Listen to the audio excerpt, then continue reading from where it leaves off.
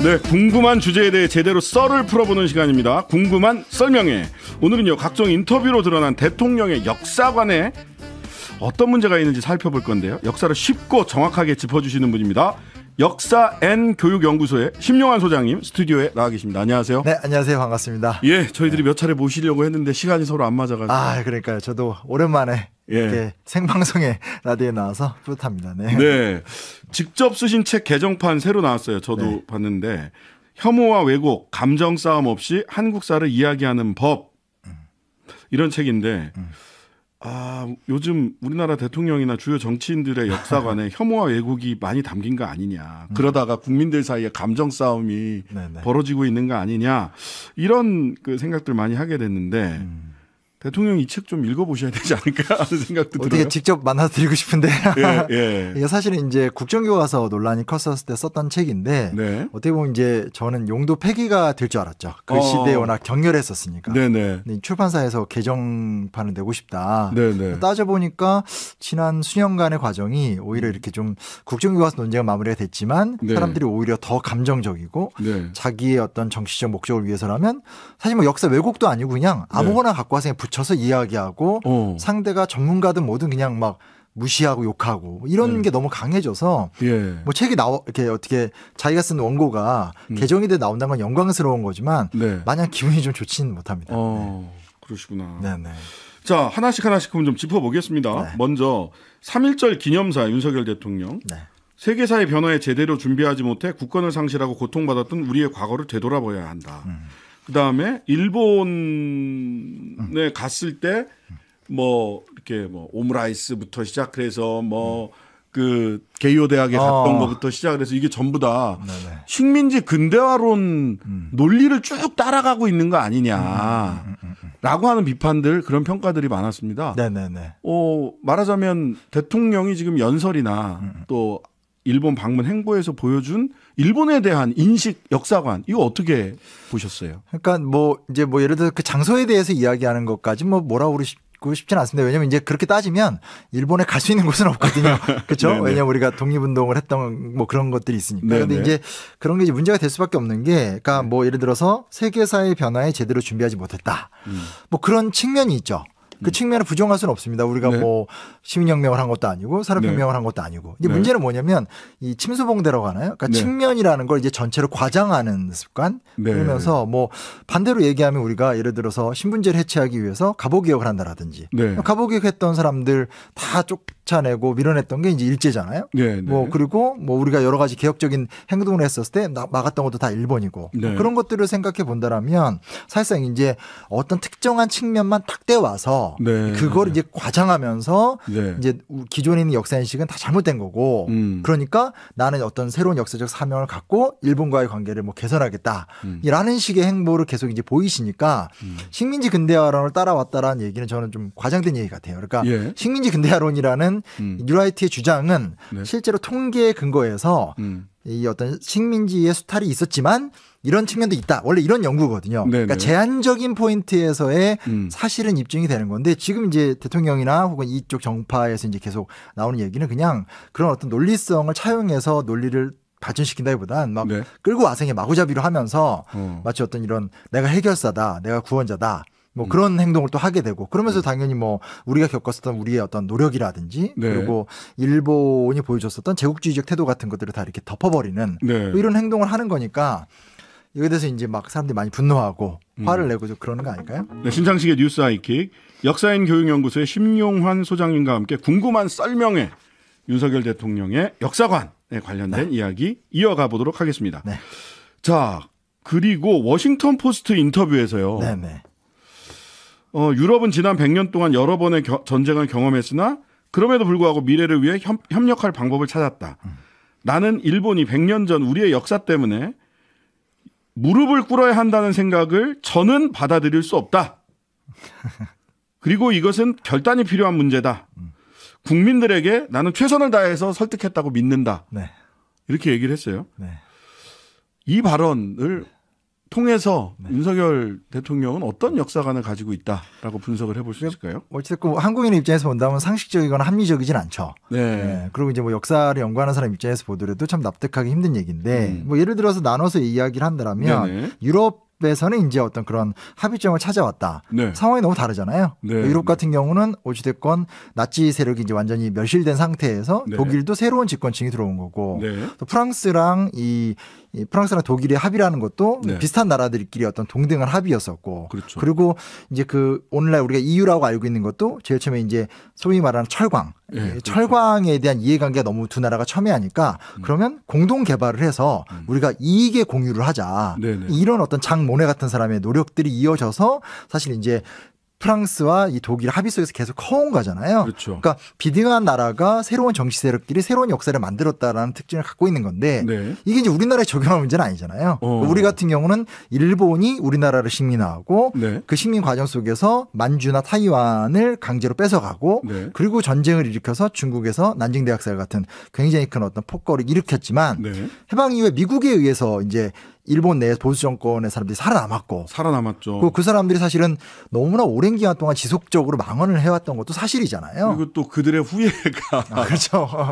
아베라든지. 아베 뭐 외손자 그렇죠, 이런 그렇죠, 분들이. 그렇죠. 예. 그러니까 이게 유럽의 이야기랑 갖다 이렇게 설명한다라는 것 자체가 굉장히 좀 문제가 있다는 생각이 들고요. 그리고 누누이 말씀드리지만 뭐 이렇게 뭐라 그러죠, 이렇게 무릎을 꿇어야 한다. 그러니까 네. 어휘 자체도 너무 격한데 예. 이건 냉정히 말씀드릴 수 있습니다. 한국은 일본을 대상으로 해서 무릎을 꿇으라고 요구를 했던 적이 사실 거의 없죠. 맞습니다. 이 정도로 세게 얘기했던 건 사실 예전에 이승만 대통령 때. 예. 네, 그때는 정말 막 이승만 대통령 세게 얘기했던 때가 있지만 따져보면 그 예전에 막 말 격하게 하셨던 김영삼 대통령 때도 네. 말은 말은 격하게 했지만 그 한일 간에 같이 역사 공동 교과서도 만들고 네. 함께 미래로 나갈 수 있는 토대를 만들자는 플랜도 저희가 제안을 했었고요. 네. 그리고 그 이후에 수많은 정권에서도 워낙 일본에서 나오는 이슈가 크니까 그에 대응을 했던 거지 네. 사실은 언제나 이 문제에 대한 정상화를 촉구하고 참고 뭐 이런 과정으로 계속 왔기 때문에 네. 이런 이야기는 사실은 이게 어디서 나온 얘기인지 모르겠습니다. 그리고 이게 어떻게 설득이 될 수 있을까요? 그러니까 저도 이걸 보고 무릎을 꿇어야 한다는 생각을 받아들일 수 없다. 그래서 이분이 뭔가 대결을 하고 있는데 없는 가상의 적과 그렇죠. 대결을 하는 것 같다라는 그렇죠. 느낌을 받았어요. 이게 제일 힘든 게 그겁니다. 그러니까 박근혜 정권까지만 하더라도 그냥 과거에 뭐 박정희 대통령에 대한 위상을 다시 세운다. 예, 라든지 예, 예. 우리 어떤 이 보수가 한국의 산업화에 어떤 짐을 짊어지고 있었다. 이런 예. 나름대로의 맥락과 명분이 있었거든요. 네. 근데 이제 최근에 이런 어떤 이 역사인식 비단 대통령만이 아니라 예. 대통령을 둘러싼 새로운 어떤 뭐 이거 신주류라고 해야 되나요? 근데 네. 이런 사람들 인식을 보고 있으면 이거는 그냥 자기들끼리 모여서 야 문제가 있어. 뭐 무릎 꿇으면 안 돼. 그리고 뭐 일본과 무조건 해결해야 돼. 이렇게 약간 이렇게 뭐 이렇게 학문적으로 분석하기 힘든 예. 그들만의 리그 속에서 담론이 생성된다는 특징을 좀 갖고 있는 것 같아요. 그러니까 누군가 그러더라고요. 그 윤석열 유니버스가 따로 있는 것 같다. 메타버스 같은. 메타버스 같은. 네. 그런 얘기를 그러니까 가상의 적을 자꾸만 설정을 하시고 그 가상의 적을 나의 결단과 나의 사명감을 가지고 내가 결단해서 무찌르고야 말겠어. 그렇죠, 이런 그렇죠. 생각을 하시는 네. 것 같아요. 그러니까 상위 그룹에서는 그렇다면 하위 그룹에서는 뭐 인터넷 댓글 같은 거 보면 뭐 예를 들어서 뭐 이렇게 굉장히 비속어를 써가면서 네. 일본이 없었으면 노비제 뭐 여전히 있었을 거야. 혹은 다 때려치고 너 그러면 조선에서 노비로 살래? 일본 식민지 백성으로 살래? 이렇게 아주 자극적이면서 공격적인 말투의 댓글이 정말 어마어마하게 범람을 하거든요. 저도 막 책 쓰고 나니까 막 그런 댓글 공격받고 하는데 네네. 이런 문화가 좀 심각한 것 같아요. 예. 자, 일본에 대해서는 좀 그렇게 이제 네. 좀 본다면 미국에 대해서도 한번 좀 미국에 대한 한미 관계에 대한 이야기를 좀 대통령이 어떻게 생각하고 있는가. 국빈 방문하고서 한미 동맹은 역사상 가장 성공한 동맹이자 무엇보다 가치에 기반한 동맹이다. 놀라운 아닙니다. 저도 모르게 생방이란 사실을 까먹고 이게 왜 놀라운 인식인지 설명을 좀 해주시죠. 그러니까 가치에 기반했다는 게 어떤 가치에 기반했는지를 잘 모르겠고요. 근데 이게 아마 자유 46번이었습니다. 그렇죠, 오늘 그렇죠. 연설문에서. 이거 왜냐면 이게 지금 4.19혁명 기념사 때도 그렇고 예. 5.18 때도 그렇고 사실은 무맥락적으로 지금 자유민주주의라는 단어를 막 강조하고 있는 상황이거든요. 예. 근데 저는 이것도 어디서 찾아본지 모르겠는 게 네. 같은 보수 진영이라고 하더라도 예를 들면 박정희 전두환 때 자유민주주의에 목숨을 걸고 얘기하지 않았거든요. 네, 민족을 이야기하거나 이순신을 성역화한 것도 혹은 뭐 그 박정희 때라든지 예, 또 뭐 그렇죠. 민속문화 같은 이야기하면서 이렇게 고유의 민족같이 얘기했던 것도 전두환 때거든요. 네네. 그러니까 이 자유민주주의라는 말 자체가 이렇게 올인하는 것도 어디서 나왔는지 잘 모르겠고 무엇보다 예. 이제 이것이 이제 가치에 기반한 동맹이다.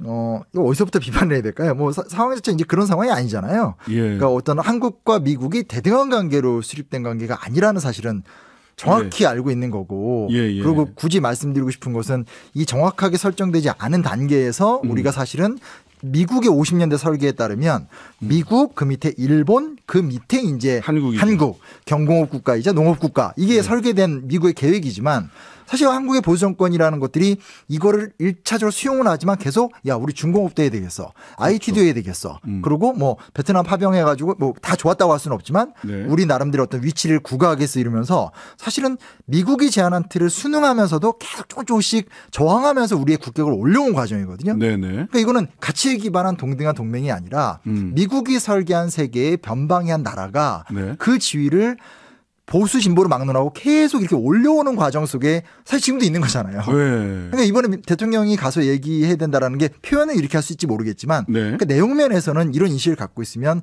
문제가 좀 될 수밖에 없지 않을까요? 사실 이 한미동맹의 기본 문서가 한미 상호방위조약인데요. 그게 1953년 전쟁 끝나고서 만들어진. 그렇죠. 그래서 문투를 방위조약 전문을 한번 뽑아보시면 굉장히 옛스러운 문투로 그렇죠. 쓰여져 있습니다. 그게 또 왜 그러냐면 이제 소위 말하는 이승만 띄우기에 그 이승만 대통령의 업적이 많이 없잖아요. 그러니까 이제 굳이 이제 얘기하면서 인터넷에 떠도는 이야기가 한미 상호 방위 조약을 맺었다. 전 세계 저 슈퍼파워 국가가 우리나라에 이런 조약을 맺어준 선례가 없다. 근데 그러면 그 말 자체가 이 동등한 가치에 근거한 동맹도 아니잖아요. 이렇게 어떤 좀 말도 안 되는 유니버스 속에서 이야기를 펼쳐나가니까 저는 굉장히 당혹스럽답니다. 사실에 기반한 것이 아니고 그다음에 실은 저는 그 오늘 엊그제 이제 미국 의회 연설 그 보면 굉장히 미국 주류가 좋아할 만한 이야기. 그렇죠. 그 스토리 라인을 쫙 따라가고 방식도 그 방식을 한 사람 한 사람 호명한다든지. 맞아요. 그러니까 이렇게 가난한 나라가 한미 동맹 덕분에 여기까지 경제 발전했습니다. 그러니까 바이든 대통령은 기자회견에서 모두 발언이나 뭐 이런 데서 왜 미국 주류에서는 뭐 한국한테 뭐 국빈방문까지 해주고 그래 이런 비판이 있었나 봐요. 한국은 작은 나라들의 희망이다. 이렇게 평가를 했더라고요. 작은 나라들의 희망이다. 그러니까 이런 부분에서 이제 우리가 그러니까 이렇게 어떤 정치적인 성공을 거두기 위해서 어떤 상황에 따라서 아젠다를 쓸 수는 있지만 거기까지는 양보할 수 있겠지만 어쨌건 이제 지도자가 되고 지배 집단이 된다라면 여튼 맥락 있는 역사 인식 또 그 맥락 있는 역사 인식 하에서의 어떤 지금 미국이 분명히 변화하는 모습들이 많잖아요. 그거에 대한 객관적인 사회학적 분석이 전제가 돼서 외교 행위를 해야 되는 것이 사실 그렇게 다 해오지 않았나요? 그걸 안 하니까 너무 좀 당황스러운 거고 결국 또 역사 전쟁이라는 것이 진행될 수밖에 없는 부분이 있는 것 같아요. 그러면서 지금 역사 전쟁의 최전선이 갑자기 박민식 보훈처장이 이승만 기념관 460억 들여서 드리겠다. 이건 박정희 기념관보다 돈을 더 그렇죠. 그런데다가 이게 이제 2번 탄핵됐잖아요. 그 임시정부 때도 한번 탄핵됐고 한국에서도 쫓겨났고 대한민국 정부 수립 이후에도 그러니까 대통령 예우에 관한 그 전직 대통령 예우에 관한 법률로 기념관을 못 세워요. 당연하죠. 법적으로 단죄된 사람이니까. 그러니까 독립운동가 자격으로 기념관을 세운다고 하거든요. 그러니까 이게 저는 되게 문제라고 생각하는 게 4.19 혁명이라는 것 자체가 우리나라가 먼저 일찍 일어났잖아요. 그래서 많은 분들이 자꾸 이렇게 마치 우리가 산업화해서 잘 먹고 산 다음에 유랑쟁이 일어나고 이렇게 이야기를 하지만 당시에 군사 쿠데타 지도자들이 다 했던 말들은 4.19 의거가 완벽하지 못했는데 우리 군인들이 이루어낸다라는 명분이었거든요. 기하선상에서 구하겠다 이런 거였어요. 그러니까 사실은 박정희나 우리나라의 한국의 주류 보수도 4.19 혁명에 굉장히 의존하고 있는 거고 김영삼, 김대중 같은 사람들이 30대 때 그거 보고 이제 민주화 투쟁했던 사람이잖아요. 그러니까 4.19 혁명은 그것을 내가 많이 알든 모르든 한국 역사에 굉장히 좀 중요한 부분이잖아요. 헌법 전문에도 들어가 있고. 근데 그거에 위배되는 사람을 법적으로 기념관을 세우려고 한다? 이거는 개인적으로 이승만 대통령을 역사적 평가를 다시 한다는 거하고는 좀 다른 문제 같아요. 법률적 문제는 아닌 거죠, 이건. 그러면서 뭐 정경희 의원이나 이런 분들은 좌파에 의해서 악마화된 이승만 전 대통령을 진실을 알리겠다. 박민식 보훈처장도 심지어 그렇게 얘기를 해요. 좌파에 의해서 악마화됐다. 아니요, 이렇게. 그것도 이제 인과관계가 틀린 거죠. 저희 종사자들이 기억력이 좋거든요. 예. 이승만 대통령 원래 인기가 없었습니다. 네네. 외환위기 전까지. 예. 그러다가 외환위기 이후에 IMF 때문에 민주화가 밥 먹여주냐 하면서 예. 내 무덤에 침을 뱉어라면서 조갑제 그 당시 이제 조선일보 쪽이 예, 주필. 분께서 이제 예. 그 소위 말하는 박정희 박정희. 띄우기를 했고 예, 예. 그 다음에 이제 조선일보에다가 이승만의 나라바로 세우기라고 하는 아주 일방적인 연재를 어마어마하게 하셨죠. 예. 그 레토릭이 만들어지니까 이제 그에 발끈한 이제 일부 좀 급진적인 역사학자들이 백년 전쟁 같은 걸 만들면서 공격은 했지만 네. 사실은 뭐 누가 이승만을 왜곡했습니까? 관심도 없었는데. 그리고 그 내용에 대해서 얘기했었을 때 애초에 왜곡된 정보를 누가 만들었습니까? 그거를 만들었던 사람들도 굉장히 문제가 많았었고. 그러니까 오히려 지금 말씀하시는 거 들어보면 정통 보수도 이승만에 대해서는 정말 인기 없는. 그렇죠. 근데 왜 지금 그렇다면 역사적 맥락에서는 도대체 이해할 수가 없다. 그럼 다른 정치적 맥락이 있거나 아니면 뭐 다른 어떤 이유가 왜 지금 윤석열 정부에서는 왜 이승만 기념관을 세우고 이승만을 좌파로부터 구원해야 된다라는 식의 악마화된 이승만을 구현해야 된다. 왜 얘기를 하는 겁니까? 왜 지금입니까? 뉴스하이키에 나온 많은 분들이 흥분하는데 네. 난 차분하게 얘기했는데 이게 DJ님께서 어떤 힘을 갖고 계신 것 같아요. 근데 이제 하나만 살짝 말씀드리면 요거만 살짝 덧붙이고 싶은 건 예. 이승만 대통령이 하와이에 쫓겨난 다음에 엄청 국내로 돌아오고 싶어 했었습니다. 네네. 그걸 가장 강력하게 막았던 박정희 사람이 대통령이요. 박정희 대통령이라는 네, 사실을 맞아요. 꼭 말씀을 드리고 싶고요. 예, 예. 그리고 이제 그분이 바로 문제가 되는 건데 예. 이게 누누이 말씀드리는 거지만 이명박 박근혜 정권까지만 하더라도 네. 어떤 단계라는 게 있었죠. 식민지 근대화론, 그다음에 이승만의 건국, 예. 박정희의 부국. 예. 이게 이제 사회적으로 용납이 안 됐잖아요. 그랬죠. 완전히 뭐 국정교과서에 대한 거대한 반발 속에 무너지니까 예. 이걸 체계적으로 적용을 못하니까 네. 자기들끼리 모여서 파편을 끌고 오는 거죠. 아. 그러니까 맥락이 없습니다. 그래서 그 중에서 이 얘기는 해야 되지 않겠어? 뭐 저 얘기는 해야 되지 않겠어 하면서 나름대로의 어떤 그 파편의 조각몸 네. 이게 되니까 사실은 반대편에서 보통의 일반적인 시사평론가나 정치학자나 이런 사람들이 분석할 때 정말 이해가 안 되는 거죠. 여기서 왜 갑자기 이승만이 나와? 그러니까요. 네, 그게 너무 궁금해요. 네. 그러니까 이게 제가 제 책정에 나왔죠. 혐오, 왜곡, 예. 감정 싸움을 계속 해나가면 권력을 잡을 수 있고 권력을 계속 유지할 수 있는 방법은 계속 혐오를 만들고 왜곡을 하고 감정 싸움을 하면 다음에도 그 정권 쟁취는 가능하다. 이런 믿음이 있는 것 같다는 거죠. 그렇군요. 자, 지금 일본, 미국, 이승만에 대해서 얘기를 했고요. 북한, 중국, 러시아에 대해서도 얘기를 해야 되는데 시간이 북한하고 중국에 대해서도 특히나 중국에 대해서 그 정부 여당 쪽은 친북, 친중, 네. 종북, 종중 이렇게까지 표현을 하더라고요. 맞아요.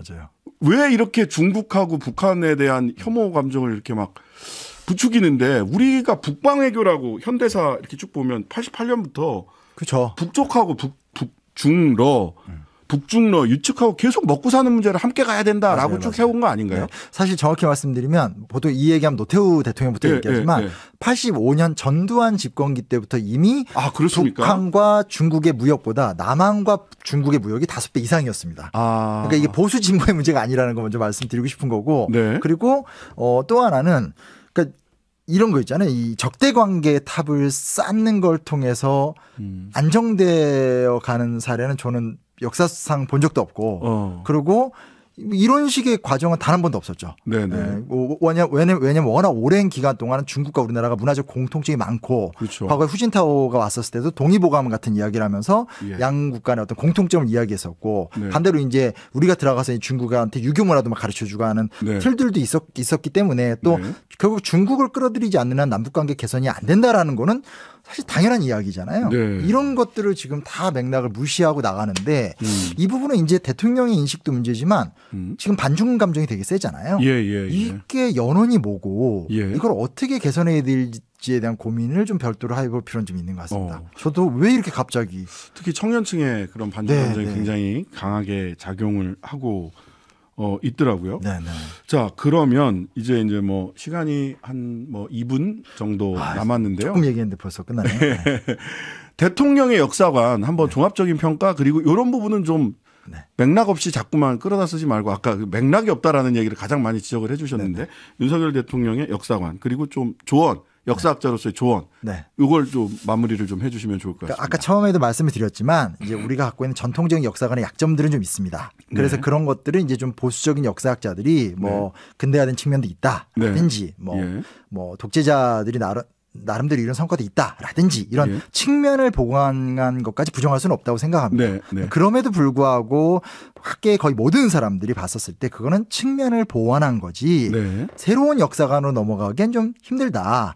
왜냐하면 역사로 봤었을 때 제국주의 시대가 있었고 전쟁이 있었고 그 안에서 우리가 고통을 겪었고 우리의 내부적 노력으로 성장해 온 게 되게 많잖아요. 그래서 대통령께 좀 말씀드리고 싶은 것은 어떤 주변에 어떤 그런 비전문가 혹은 감정과 혐오를 앞세우는 사람들의 단어를 갖고 정치적 레토릭으로 삼기보다는 과감하게 좀 이념의 틀을 좀 벗어나서 한민족이 계속 쌓아온 어떤 역사관이나 사회관을 좀 가지면서 가졌으면 좋지 않을까. 아무것도 아닌 것처럼 보이지만 대한민국이 80년대까지만 하더라도 우리나라 역사 소설을 우리끼리 못했습니다.